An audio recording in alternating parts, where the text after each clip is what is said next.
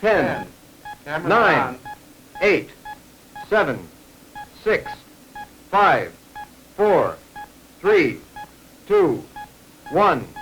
Fire. Missile away.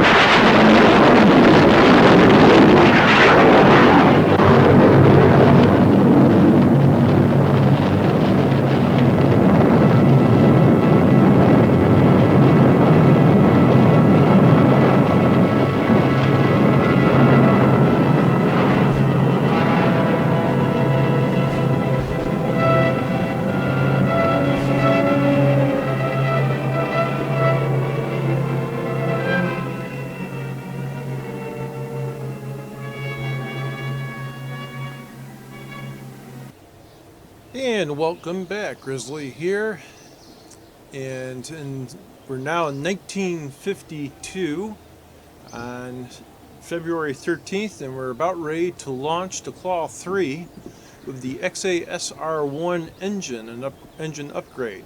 Before we do that, let's look back in history. I found an old clip that shows what it looked like when it really happened. But let's take a closer look at the Aerobee. Let's see what makes it tick.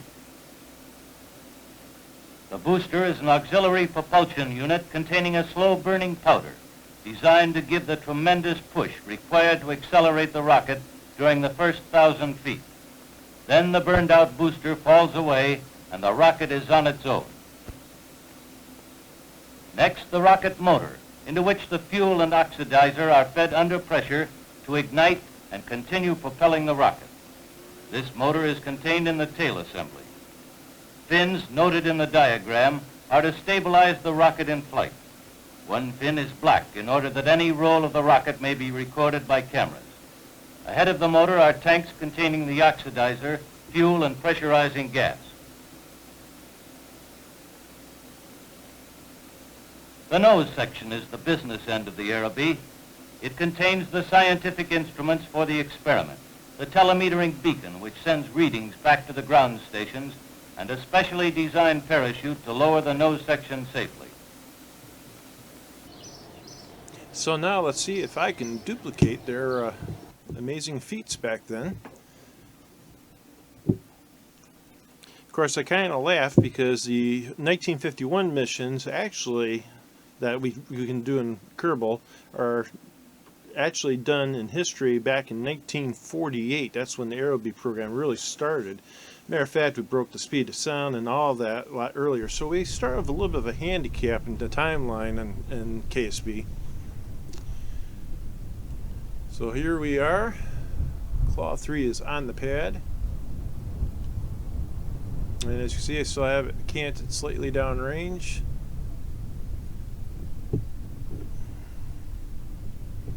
Check my staging.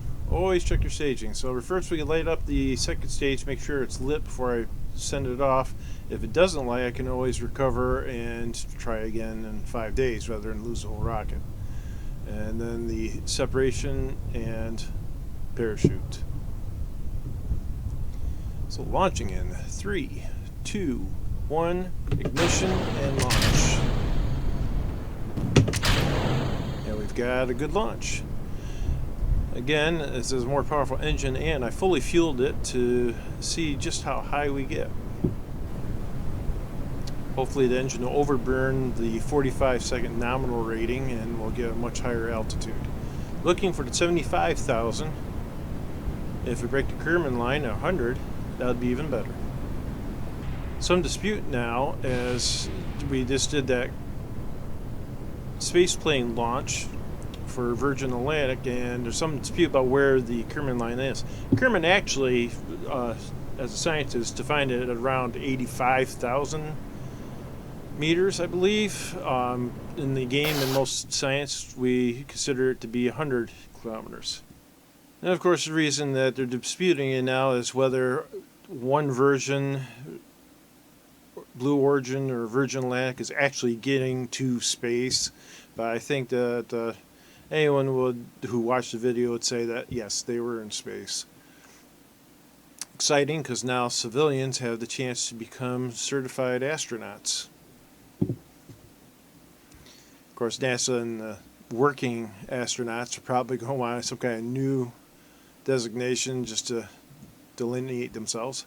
Oh, we're really starting to get the coastline now. You can see going north along Texas and stretching out in the far distance.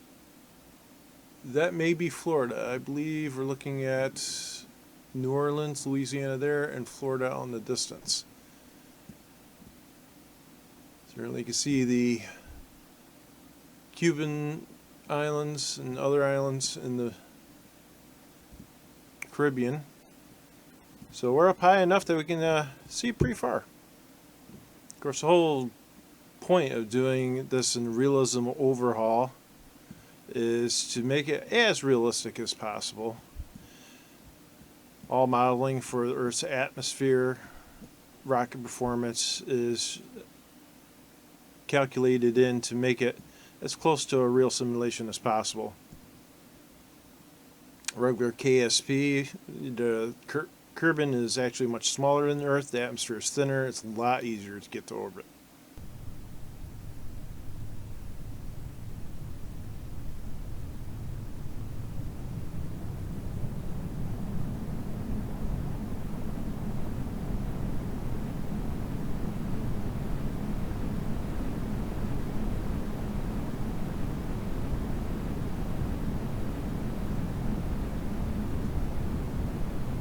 And chutes deployed.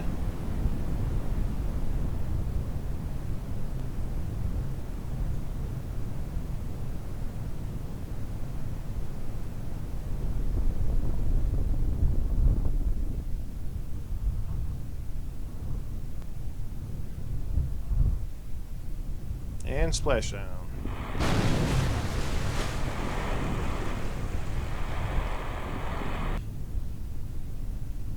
Up here is I got 9 minutes worth of temperature readings to get out of this ocean biome, so I'm going to let it sit around and then recover and we'll come back. Okay, so after that successful flight of Claw 3, we have some more science points. We're now up to 9.2, and I've decided to advance that early solid rocket engine to the Aerojet, which will give us a lot more oomph on our initial, and also allow us to have these separation motors, which help separate stages when you're doing a multi-stage solution.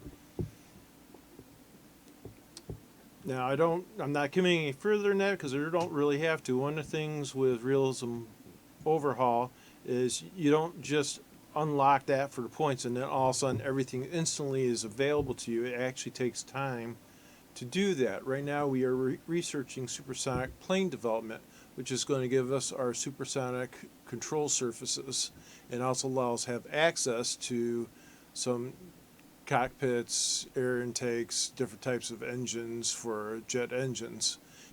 So right now on our active, we have some basic contractors that are always open. We still have the Kármán line, and I wouldn't mind popping this one open because that'll give us another 31,000 in funds, and we can do that by lightening the load, maybe extending the fuel tank a bit. I can extend the length or width by a small increment to extend the volume of the tank without incurring the additional cost of tooling. Tooling is important because instead of repurchasing an entire rocket section every time, once you've tooled it, you can mass produce it.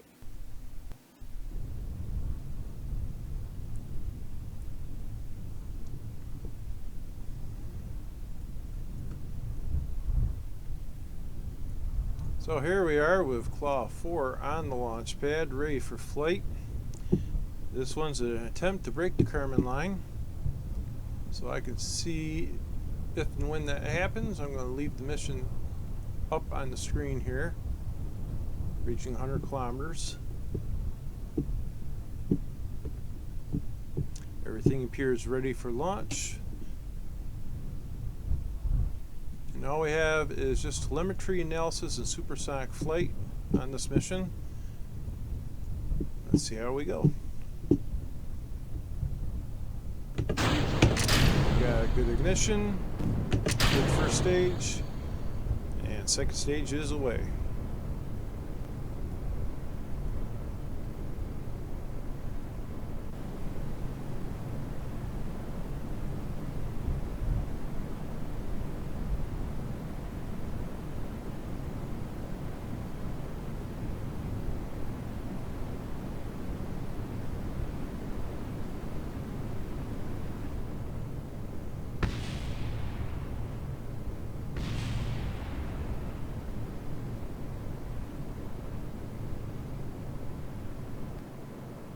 We got a full good burn on the engine, and we are indeed going to pass the Kármán line and getting up to 124 kilometers.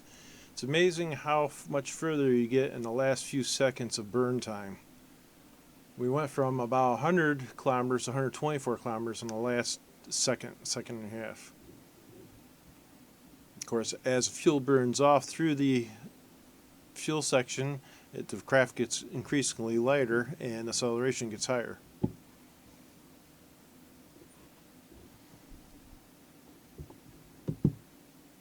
Let's pop up the apogee. And now we have broken the Kármán line. We have an uncrewed altitude record of 100 kilometers.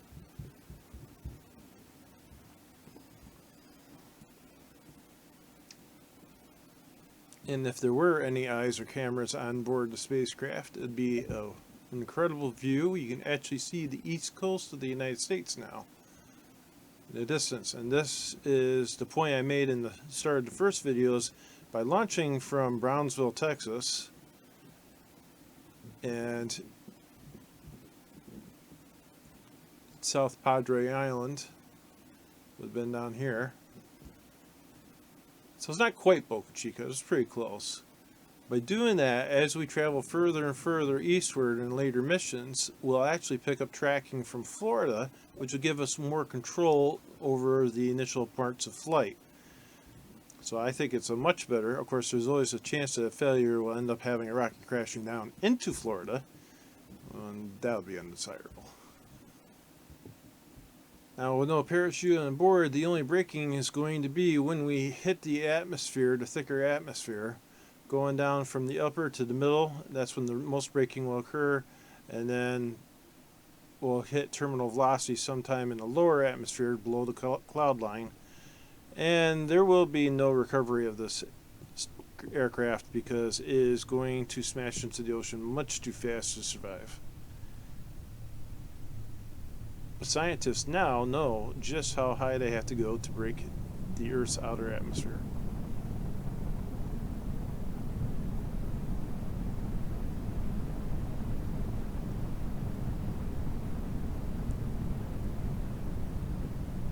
Decelerating. Sub 400 meters per second. 300. And we're going to hit about 270 meters per second. Next episode, we'll be taking wing and seeing if we can break the sound barrier. See you then.